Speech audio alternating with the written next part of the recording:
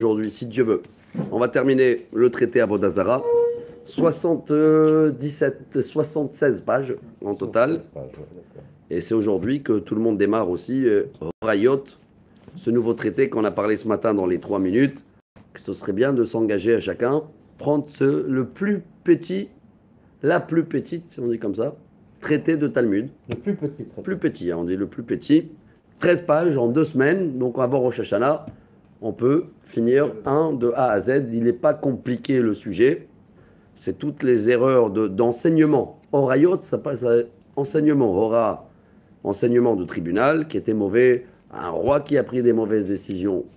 Les juges, le prophète, comment il se rattrape. Et c'est beau parce que pour Rosh Hashanah, ça trouve un lien, c'est que personne n'est irréprochable. On fait tous des erreurs.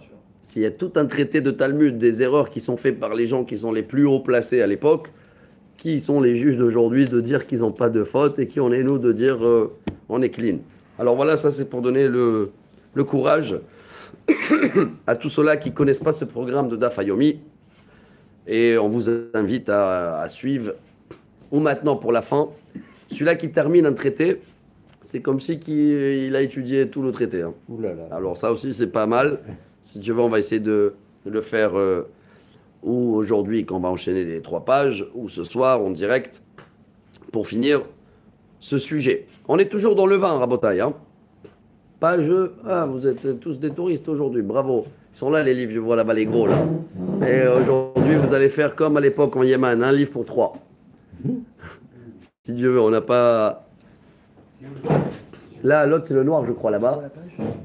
Ain Daled. Ouais. Non, c'est pas celui-là. C'est marqué quoi dessus? Roline. Quel traité?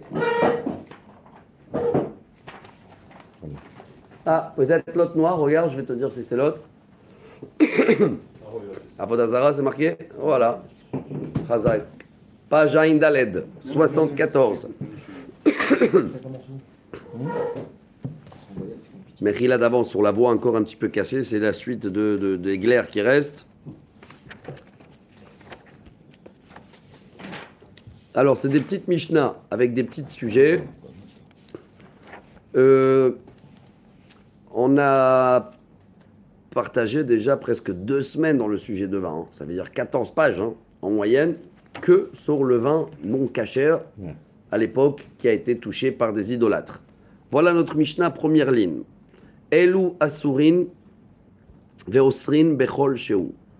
On a compris qu'un mélange de vin ou de l'idolâtrie, tout ce qui touche à ça, n'importe quel mélange que ce vin il va se mélanger avec un autre vin, même le nouveau vin mélangé, il est non cachère. Il n'y a pas la règle de 60 dans ce sujet-là, ça ne s'annule pas. C'est quoi la liste?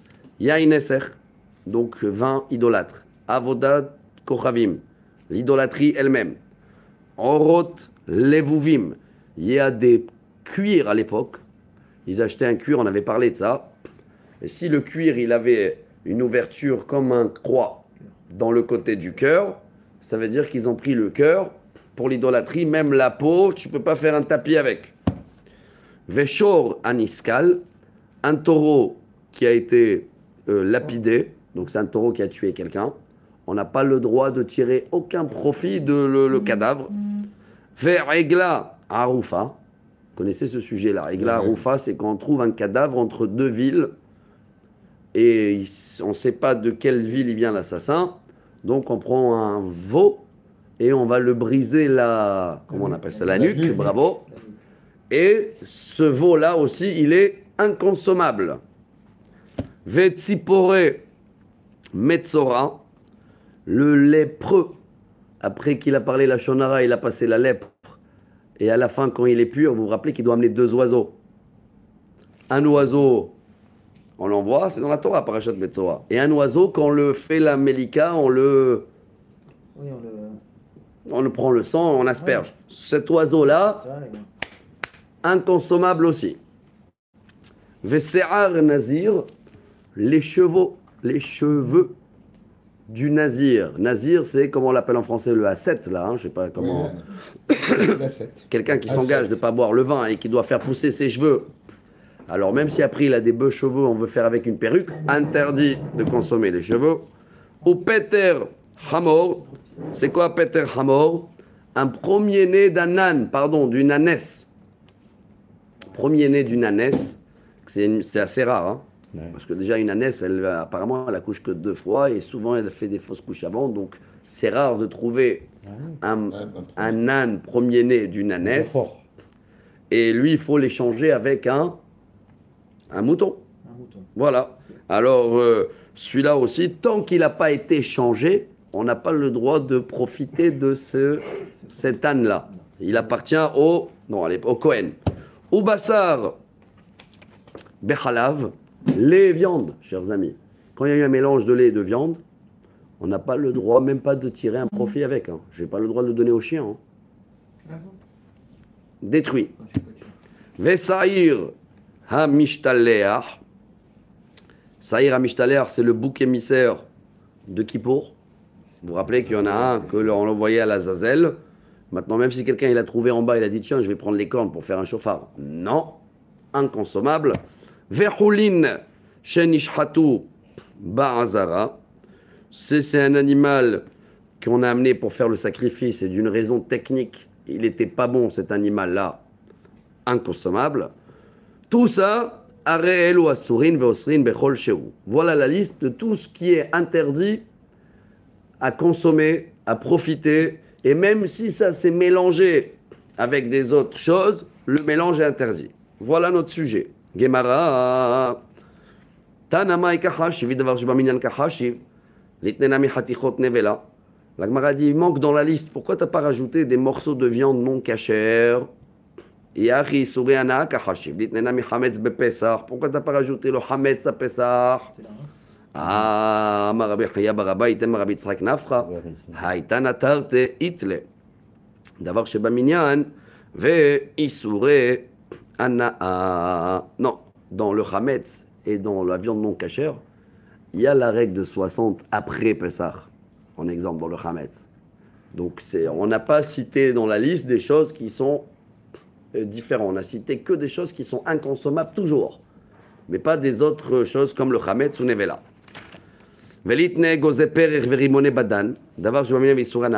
Pourquoi pas rajouter des fruits comme des noix ou des grenades qu'ils ont poussé dans les 3 premières années que c'est interdit? Parce que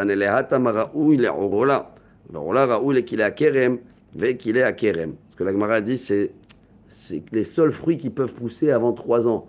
Et la règle de Orla, elle est générale. Donc je ne peux pas me prendre que 2 fruits de tous et les citer. ולתנה כיכרות של בעל הבית לחמץ בפסח, מן שמעת לרבי עקיבא. תנא להתם רבי עקיבא מוסיף אף כיכרות של בעל הבית. רבי עקיבא, il te rajoute quand même le pain à Pessah. יפה. הרי אלו למהות מה, למהות דבר שבמניין ולאו איסורי הנאה. אינמי למהות איסורי הנאה ולא דבר שבמניין. Donc voilà en un pied toute la liste de tout ce qui est interdit pour toujours. Nouvelle Mishnah, Rabotai. Je suis à peu près 7-8 lignes avant la fin. Yaï Nesser. Shenafal Labor. Si on a du vin non cachère qui est tombé dans le trou. C'est quoi le trou? À l'époque, il y avait un trou où ils écrasaient avec les pieds. Il devait être bon le vin. Comment on l'appelle en français? Ouais, comme le pressoir. Ça s'appelle un trou. Le raisin avec les pieds. Alors, s'il y a du vin non cachère qui a été versé dedans, tout le vin qu'il y a dans le trou est interdit. On avait vu ça. Alors, qu'est-ce qu'on fait avec? Rabban Shimon le Gamliel Omer, Imacher kulo le ovdei kochavim, chutz midmei yain neser shebo.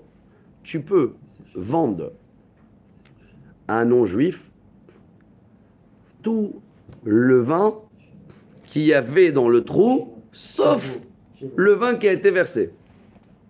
Et comment on va laisser ça? Tu calcules. Tu sais qu'on va dire, tu as versé 1 litre de vin non cachère.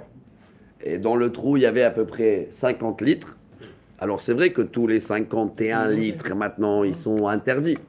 Mais tu as le droit de revendre 50 litres de vin à un non-juif, mais pas 51 litres. Il faut retirer 1 litre. Il faut retirer ce qui a été reversé. Pour ne pas tirer de profit. Combien de détails il y a? Amarav alacha ki Rabban Shimon ben Gamliel, Havit behaviot, avalo yain beyain.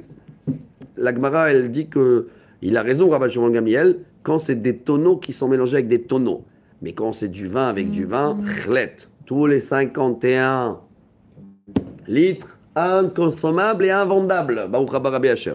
Shmuel amar yain beyain, vechen amar Rav Chanan bar Yochanan afilu yain beyain, vechen amar Rav Shmuel bar Natan amar Rabbi Chanina afilu yain beyain, vechen amar Rav Nachman amar Rabba afilu yain beyain.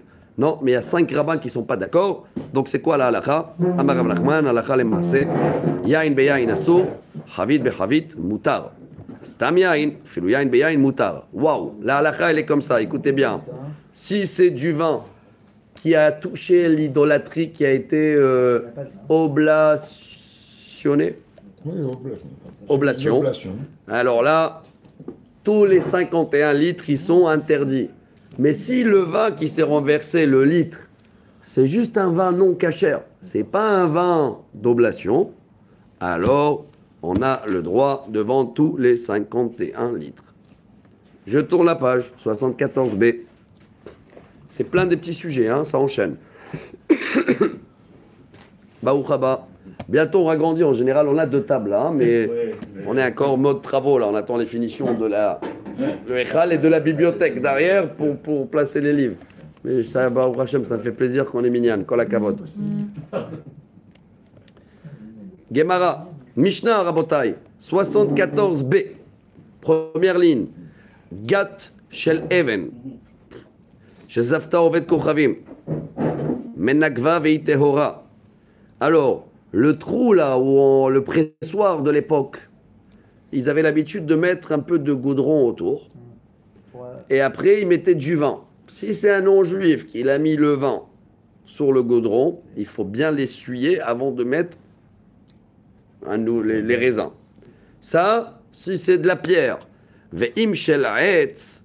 Mais si le pressoir il est en bois, Rabbi Omer Yenagev, là ça devient plus compliqué parce que le bois il absorbe même avec le goudron. Alors selon Rabbi dit, c'est pareil, c'est pas grave, il nettoie le goudron et c'est bon. Chachamim ils disent non, il faut éplucher une couche de goudron. Parce qu'elle a avalé du vin non cachère. Si c'était de la pierre, ça va, mais comme c'est du bois, non. Veim shel cheres, afalpi shekalaf tazef et arezo asura. Et si le trou ou le tonneau, il est en argile, vous connaissez les règles de l'argile. L'argile, même s'il est recouvert du goudron, le fait que dans le goudron, il a mélangé du vin, le non-juif, on ne peut plus l'utiliser du tout, l'argile. Gemara, Amarava, Dafka Zafta, Darach Balo, Pshita Zaftatnan, Maoudete, Maouadin Afilou Darach, Haïde Katani, Zafta, Ouhademilta Katane, Kamash Malan. Tout le problème, il est dans la première couche du goudron. Mais si le goudron, il a été fait par des juifs, et après, il y a un non-juif qui l'a fait son propre vin là-bas, il n'y a plus de problème d'éplucher. Là, tu peux que essuyer bien, et c'est bon, on est d'accord. Hein? Il a fait. Ikade Amri Amarava, Dafka Zafta, Valdarach Balosagi, la Benigouf. Pshita Zaftatnan, Maoudete, Maouadin Afilou Darach, Katani Zafta, Ouhademilta, Kamash Malan, Dafka Zafta, Darach Balosagi, la Benigouf. Mais il y a un deuxième avis, bien sûr. Dans le Talmud, vous avez l'habitude que même s'il n'a pas fait la couche de goudron, il a juste marché, ça passe quand même et ça absorbe. Ça redevient le même problème. Bon, une petite histoire. Il y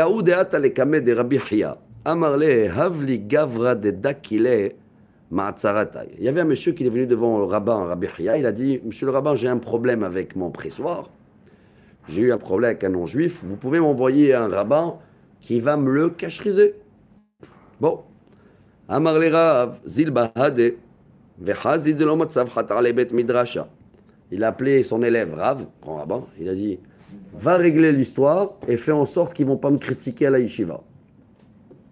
Ça veut dire, fais les choses bien. Bon. Azal, Hazie de Avashi Atfe, il est parti. Et regardez aussi de cette histoire comment on apprend qu'avant de trancher une règle, il faut connaître cas par cas. Il faut qu'il va aller voir. Et quand il est parti voir, il a vu que le goudron qu'il y avait, à l'époque, donc on a compris qu'il mettait du goudron autour, hein, il était très très lisse. Ah, brillant. Donc c'est quelque chose qui est nouveau et apparemment il absorbe pas. Il a vu que c'est une bonne couche de... Alors il a dit au monsieur, Vadaï Benegouf Sagoula. C'est bon, ça suffit que essuyer, kacher.